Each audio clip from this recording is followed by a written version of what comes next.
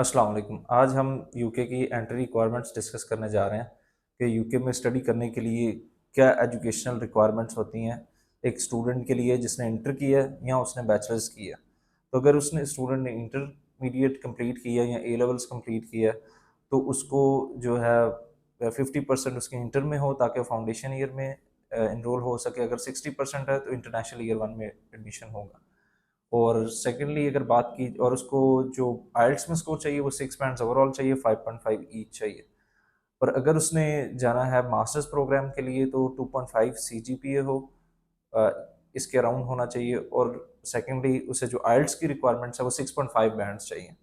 Although हमारे पास कुछ universities हैं जो 6 बैंड्स भी एक्सेप्ट कर लेती हैं मास्टर्स प्रोग्राम के लिए, लेकिन वो बहुत कम यूनिवर्सिटीज़ हैं। मोस्टली यूनिवर्सिटीज़ 6.5 बैंड्स रिक्वायर करती हैं और 6 ईच।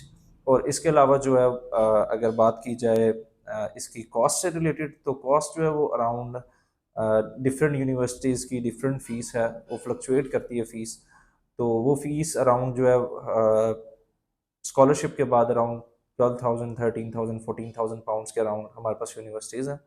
और इनिशियल डिपॉजिट जो है अगर लंदन के अंदर कोई जा रहा है तो वो इनिशियल डिपॉजिट थोड़ा ज़्यादा होता है, 8,000, 7,500 पाउंड्स के अराउंड इनिशियल डिपॉजिट होता है फीस, लेकिन जो 12,000, 13,000, 14,000 पाउंड्स होती है। और इन केस अगर आउट ऑफ लंदन जा रहे हैं तो फिर इनिशियल डिपॉजिट भी हमारा 6,000 पाउंड्स तक पर सेमेस्टर का हमें मिल जाता है। ऑल्दो कुछ यूनिवर्सिटीज बहुत कम इनिशियल डिपॉजिट भी लेती हैं, लेकिन वो जाके पे करना पड़ता है, तो वो फिर एक और हर्डल उधर जाके क्रिएट हो जाती है स्टूडेंट के लिए कि यहाँ से 5,000 पे किया, उधर जाके अब फिर 3,000 करो पे इनरोल एक विद इन 1 मंथ। तो इससे बेहतर यही है कि हम वो यूनिवर्सिटी चूज़ करें जिसमें 6,000 के अराउंड इनिशियल डिपॉजिट हो और पर सेमेस्टर की फ़ीस भी इतनी है ताकि स्टूडेंट जो है वो ईजी रहे। और अगर बात की जाए इसके फीस के अलावा जो कॉस्ट है, 6,000 पाउंड्स अराउंड 21-22 लाख बन रहा है आज कल, क्योंकि 356-55 के अराउंड पाउंड का रेट चल रहा है, फ्लक्चुएट कर रहा है इन दिनों में भी। तो इसके अलावा हेल्थ इंश्योरेंस है। हेल्थ इंश्योरेंस आगे 470 पाउंड्स थी पर ईयर की, अब जो हेल्थ इंश्योरेंस है वो 776 पाउंड्स हो गई है पर ईयर की। तो जो कि अराउंड 2,80,000 बन रही है आजकल, पहले 1,80,000 थी 6 फरवरी 2024 से पहले पहले। तो हेल्थ इंश्योरेंस अगर ऑब्वियस बात है इंटर के बाद जा रहा है, 4 ईयर्स की डिग्री है, 1 ईयर का फाउंडेशन है, 3 ईयर्स की डिग्री है बैचलर्स, तो 4 ईयर्स की ही पे करनी पड़ेगी। और मास्टर्स का है तो मास्टर्स यूजुअली 1 ईयर के ही यूके में, तो 1 ईयर की पे करेगा, तो वो काफ़ी कॉस्ट उसकी सेव हो सकती है compare to undergraduate student. इसके अलावा एम्बेसी फीस जो है वो 490 पाउंड्स है नॉर्मल वीज़ा के लिए, और प्रायोरिटी वीज़ा के लिए 990 पाउंड्स है।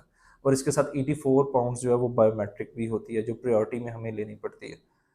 और इसके अलावा बैंक स्टेटमेंट जो है अगर हम यूके में जा रहे हैं लंदन में तो फिर हमें 12,000 पाउंड्स शो करना पड़ेगा, लिविंग कॉस्ट है। और इसके अलावा जो अगर हम आउट ऑफ लंदन जा रहे हैं तो 92,106-7 पाउंड्स जो है हमें शो करने पड़ेंगे out of London living cost, और इसके साथ हम फीस भी ऐड करेंगे और फिर जो है वो टोटल हमें बैंक स्टेटमेंट शो करनी पड़ेगी। तो नॉर्मली जो बैंक स्टेटमेंट शो करनी पड़ेगी लंदन में वो अराउंड 7 to 8 मिलियन है।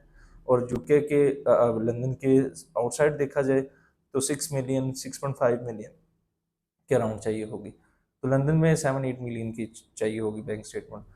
इसके अलावा अगर डिस्कस किया जाए इंटेक्स की, तो इंटेक्स मेन इंटेक तो सितंबर और जनवरी होता है, लेकिन कुछ यूनिवर्सिटीज़ में मार्च इंटेक भी है, मई जून इंटेक भी है।